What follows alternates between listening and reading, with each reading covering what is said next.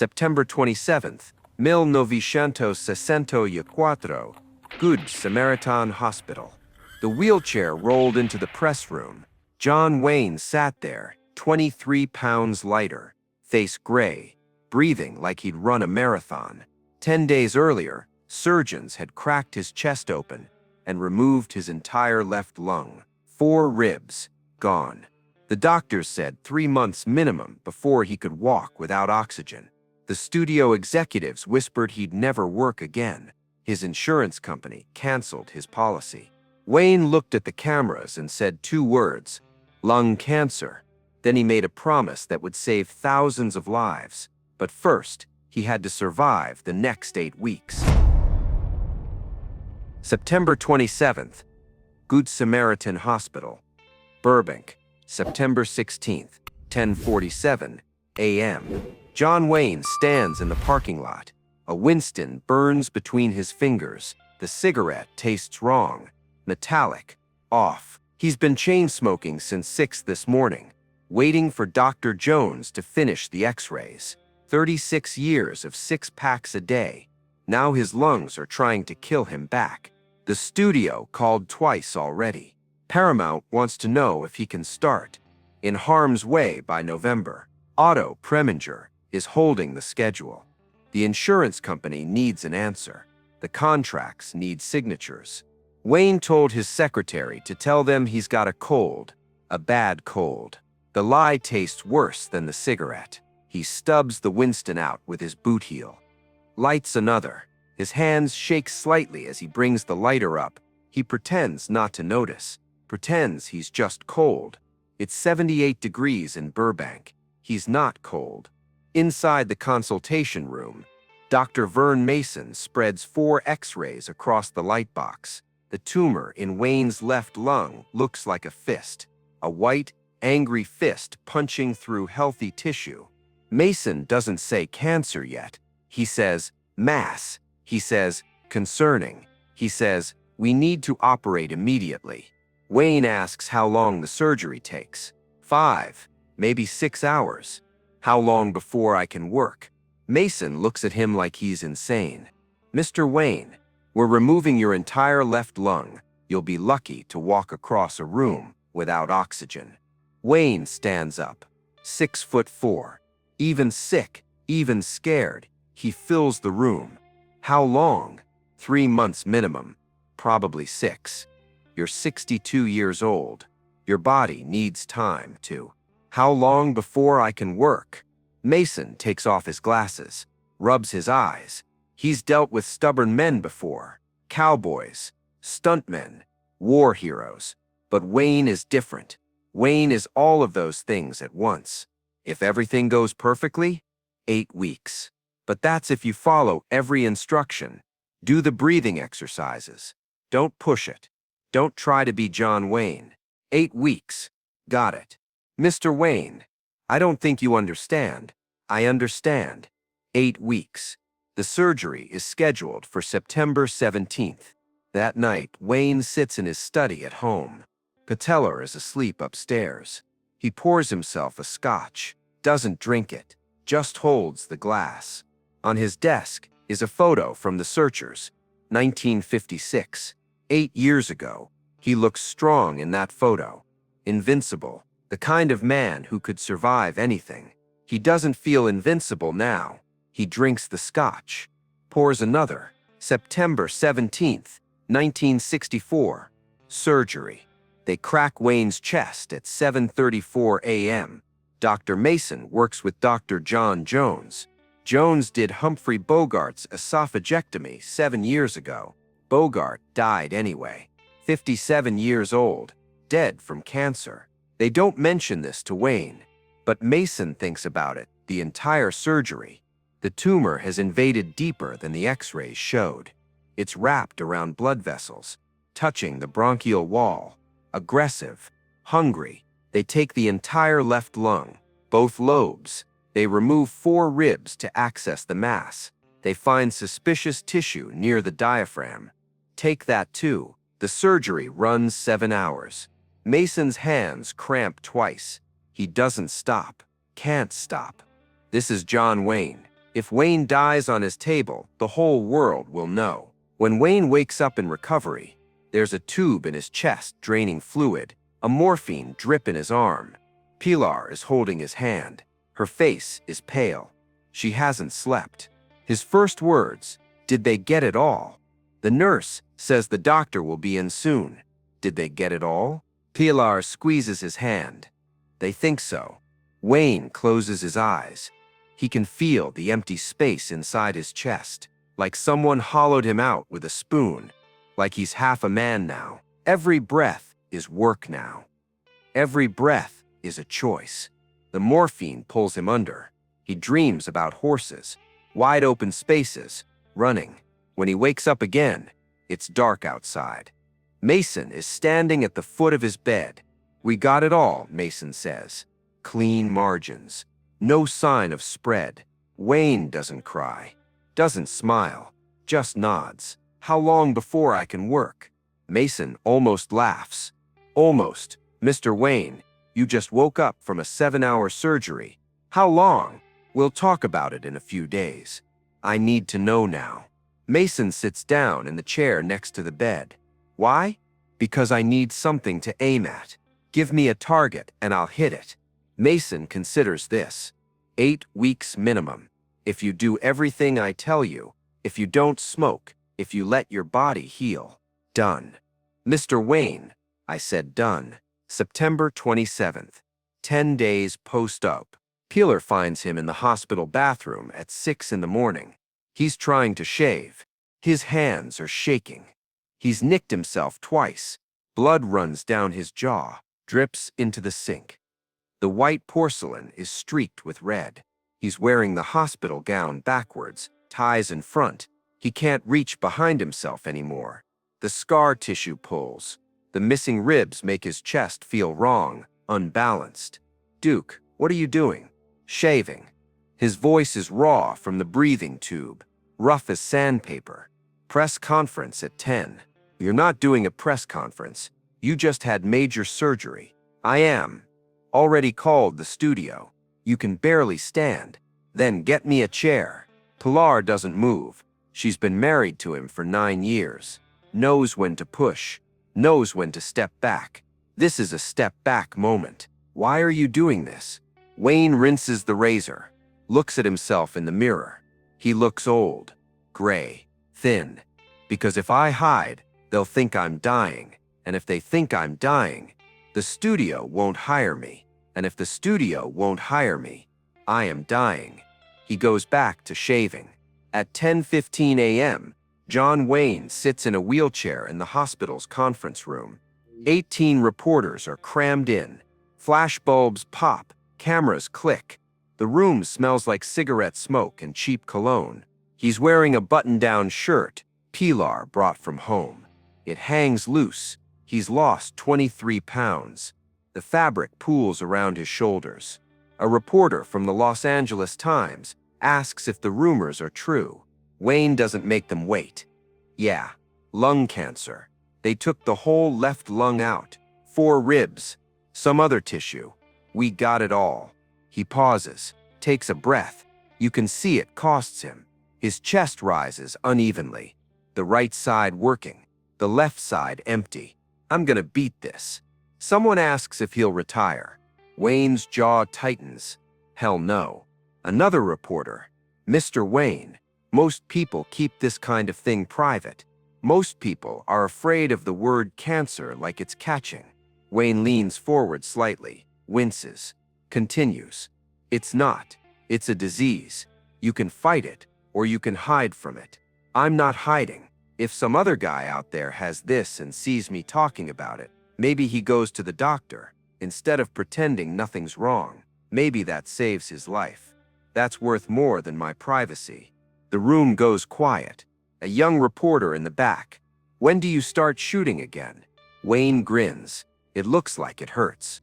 "Preminger's holding the schedule. I'll be on set in 8 weeks." The reporters laugh. They think he's joking. Wayne isn't joking. October 1964. Rehab. The physical therapist's name is Karen Moss. She's 26 years old, fresh out of UCLA. Doesn't give a damn that Wayne is a movie star. Breathe in through the spirometer. Hold it. Hold it. Wayne's face goes purple. His hand grips the chair arm, knuckles white. The veins in his neck stand out like cables. He exhales, immediately starts coughing. Deep, wet coughs that sound like something tearing, like fabric ripping. He tastes blood. Karen hands him the oxygen mask. You're pushing too hard. I need to build capacity. You need to not die in my rehab room. 10 more minutes, then we're done.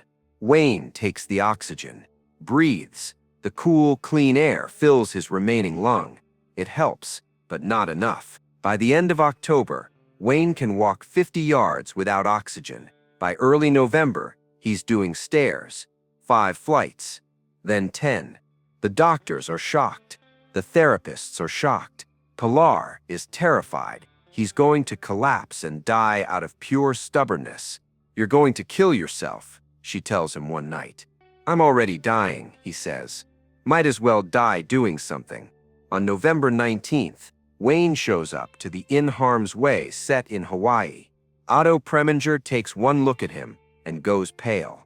Wayne is gaunt, moving carefully, breathing through his mouth. He looks 20 years older than he did 3 months ago. Duke, you should be in a hospital. I'm here to work. You can barely walk. So give me scenes where I'm sitting down. Preminger does. Wayne spends most of the film behind desks, in cars, in close-ups that hide how shallow his breathing is. Between takes, he sits in his trailer with an oxygen tank. The crew pretends not to notice, pretends not to hear the hiss of the valve, the ragged breathing. One afternoon, Kirk Douglas watches Wayne film a scene. Wayne has to cross the room and deliver 8 lines. Just cross the room. 8 lines. Wayne makes it through the first take, then immediately sits down, reaches for oxygen. They do it again and again. 5 takes total. Wayne refuses to quit until Preminger says it's perfect. After the 5th take, Douglas walks over. Duke, you okay? Wayne nods. Can't speak yet. Just nods. Douglas tells a reporter years later, I've never seen anything like it. The man had 1 lung, he could barely breathe, and he refused to give up. That's not acting. That's not even bravery. That's something else. That's deciding you're not done yet. June 1965. Durango, Mexico. The altitude in Durango is 6,200 feet. Wayne is on location for the sons of Katie Elder. His doctors told him not to go. The altitude could kill him. The thin air, the stress on his remaining lung. He went anyway. It's 4:30 p.m. on a Tuesday. The sun is brutal. The temperature is 104 degrees. Wayne is supposed to ride his horse through a canyon and dismount for a scene with Dean Martin. First take. Wayne rides in, dismounts, takes 3 steps. His face goes gray. He grabs the saddle to steady himself. Cut. Director Henry Hathaway jogs over. Duke, you okay? Wayne waves him off. Fine. Just need a second. We can use a stunt double for the ride. No, Duke. It's just a dismount. I said no. They do the scene again. Same result. Wayne gets off the horse, walks 3 steps, staggers. His vision tunnels. He can't get enough air. Third take. This time, Wayne makes it 5 steps before his knees buckle. Dean Martin catches him, holds him upright. Jesus. Duke. Sit down. Wayne shakes his head. 1 more. Martin looks at Hathaway. Hathaway looks at the crew. Nobody knows what to do. Nobody wants to be the one who tells John Wayne to quit. 4th take. Wayne rides in, dismounts, walks 6 steps, delivers his line, stays on his feet. Cut! Got it! Wayne immediately sits on the ground, right there in the dirt, breathing hard. Each breath sounds like a saw cutting wood. Martin brings him water and the oxygen tank from Wayne's trailer. Wayne waves the oxygen away, takes the water, drinks. His hands are shaking again. Martin crouches next to him. "Why are you doing this?"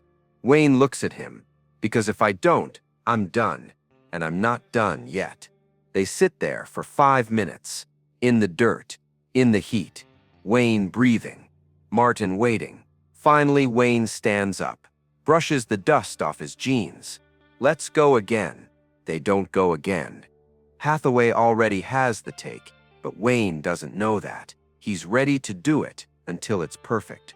That night in his hotel room, Wayne coughs up blood. Not a lot, just a little. He rinses his mouth, doesn't tell anyone. 1966 to 1968.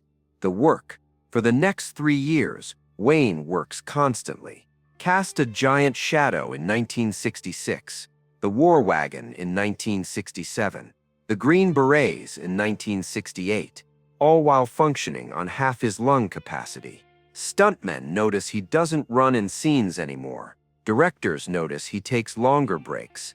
Co-stars notice he sometimes disappears between setups. Comes back smelling like medical oxygen, but he doesn't stop. On the set of The Green Berets, a young actor asks Wayne why he keeps working so hard. Wayne is 61 years old now. 4 years since the surgery. He's smoking again. Not 6 packs, but enough. A pack a day, maybe 2. He considers the question. They're sitting in directors' chairs between takes. Vietnam set. Fake jungle. Real heat. "I love this work," he says finally. "I hate age because it's taking this away from me. Every year I get slower. Weaker. Can't do the stunts I used to. Can't ride as long. Can't work 14-hour days anymore." He pauses. Breathes. "But I can still work, so I do. The day I can't work is the day I die." The young actor doesn't know what to say to that. Wayne stands up. "Let's go. We're burning daylight." 1969. True Grit. In June 1969, Wayne wins the Academy Award for Best Actor. True Grit. Rooster Cogburn. The role he was born to play. He's 62 years old, 5 years post-surgery. His acceptance speech is short. "If I'd known what I know now, I'd have put that eye patch on 40 years ago." The audience laughs. Wayne grins, holds the Oscar up. He doesn't mention that he filmed True Grit while dealing with recurring pneumonia. He doesn't mention that every scene in the Colorado cold felt like drowning. He doesn't mention that his doctors told him filming at altitude with one lung was borderline suicidal. He just holds the Oscar, says thank you, walks off stage. Backstage, a reporter asks if this feels like vindication. Wayne thinks about it. "This feels like getting to do what I love for as long as I can. That's all the vindication I need." 1976. The Shootist. 7 years later, Wayne makes his final film, The Shootist, about an aging gunfighter dying of cancer. Wayne is 71 now. The cancer has come back, this time in his stomach. He knows this is the end. On set, he's slow but precise. He knows every mark, every line. Director Don Siegel says Wayne never missed a cue, never asked for extra takes, never complained. In the script, there's a scene where Wayne's character is told he has 2 months to live. The doctor, played by James Stewart, says, "I'm sorry." The line written for Wayne's character, "It's all right." Wayne changes it on the day, says instead, "Don't be. I've had a hell of a life." When they finish the scene, Stewart walks over. The 2 men stand there for a moment, 2 old pros who've been doing this for 50 years. Stewart says, "You okay?" Wayne nods. "Yeah, just thinking." "About what?" "About how lucky I got. Most men don't get to go out doing what they love." The Shootist wraps in November 1976. Wayne lives 3 more years. He dies on June 11th, 1979, 72 years old. His last words to his family: "Of course I know who you are. You're my girl. I love you." He dies at 5:35 p.m. The sun is still up. Epilogue. What it meant. In the weeks after Wayne's cancer announcement in 1964, hospitals across America reported a significant increase in lung cancer screenings. Men who'd been ignoring symptoms for months suddenly went to doctors. Early-stage cancers were caught. Lives were saved, hundreds of them, maybe thousands. Dr. Vern Mason, Wayne's surgeon, said in a 1980 interview, "John's decision to go public was one of the bravest things I ever witnessed. In 1964, cancer was something you whispered about. People hid it, denied it, died quietly. John stood up and said, 'I have cancer. I'm going to fight it. Watch me.' That changed the conversation." Wayne never talked about the screenings, never claimed credit. When reporters asked about his courage, he'd shrug it off. "I just didn't want to lie," he said once. "Lying takes more energy than the truth, and I needed all my energy for work." 10 days after they removed his lung, Wayne held a press conference in a wheelchair. 8 weeks later, he was on set in Hawaii.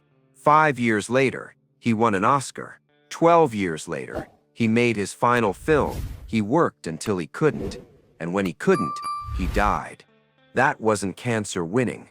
That was John Wayne deciding when the fight was over, and it wasn't over until he said it was.